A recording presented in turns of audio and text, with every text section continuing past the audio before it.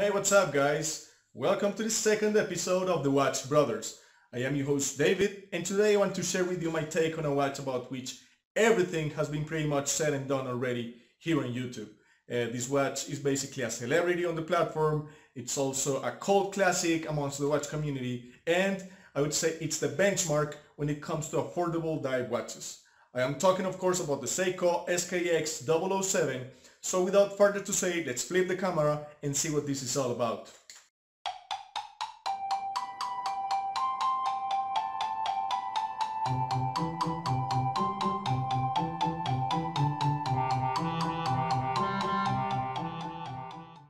Alright, before we start, let me do my wrist check. Today I'm wearing my Casio Royale on this very nice pilot strap that I actually had to adjust to this very unusual lug width. Some of you might think that I completely ruined it because of course I cannot wear it with any other watch different to this one, but I think it pulls it off and I'm digging it. So let me know what you think in the comment section below.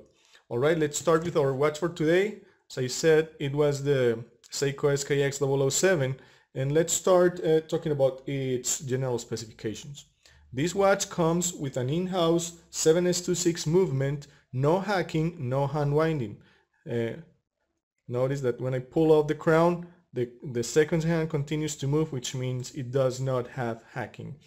Neither it has hand winding because it does not offer any kind of resistance when I move the crown.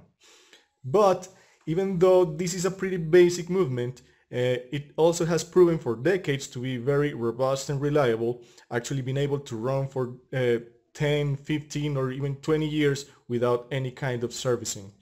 This watch also comes with a 316 sales stainless steel case. As I said, it also has a screw down case back and a screw down crown, and as a consequence it has 200 meters of water resistance. This water resistance is actually certified by the ISO, so this is one of the cheapest watches that you can actually take and actually dive with.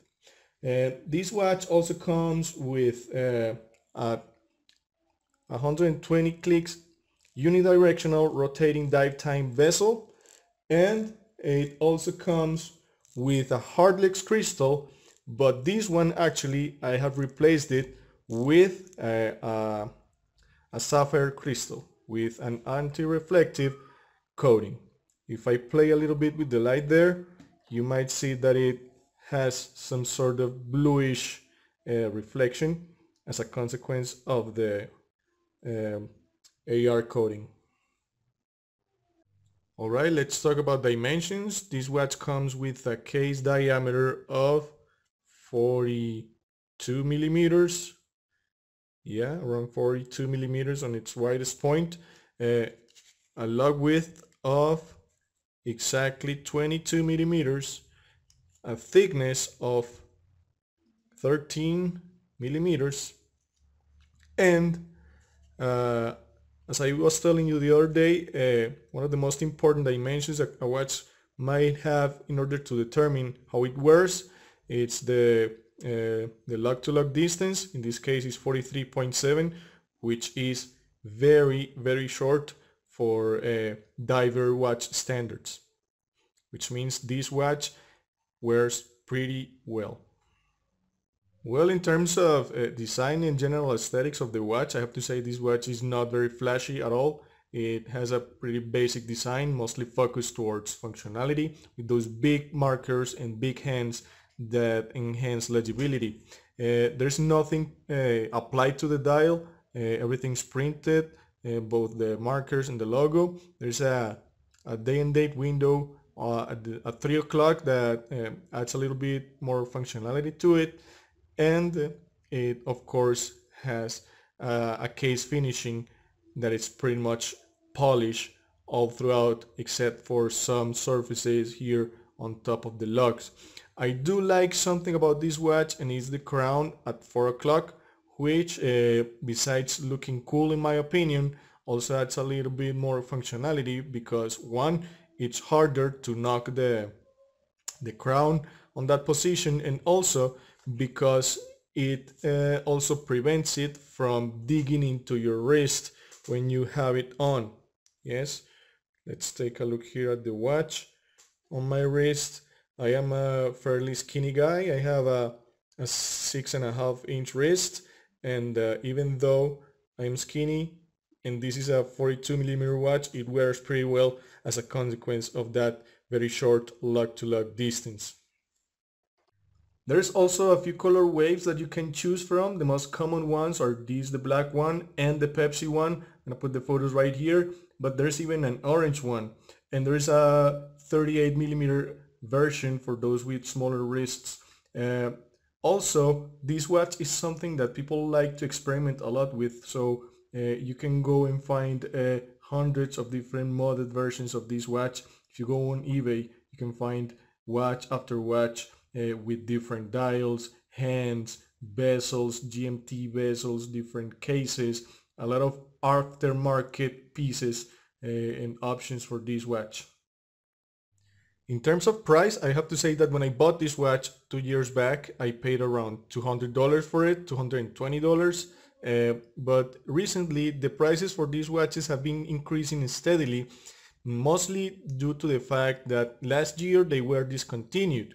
Yes, at this point you can find them around $350 on Amazon and around $300 on Lume Shot. I'm gonna leave links in the description below in case you want to go and check them out. But as I was telling you at the beginning of this video, these watches have been gaining a cult status amongst the watch community. Initially because they offered great value for the money, yes, because it's a watch of great quality and reliability, although for today's standards the movement might appear a little bit obsolete.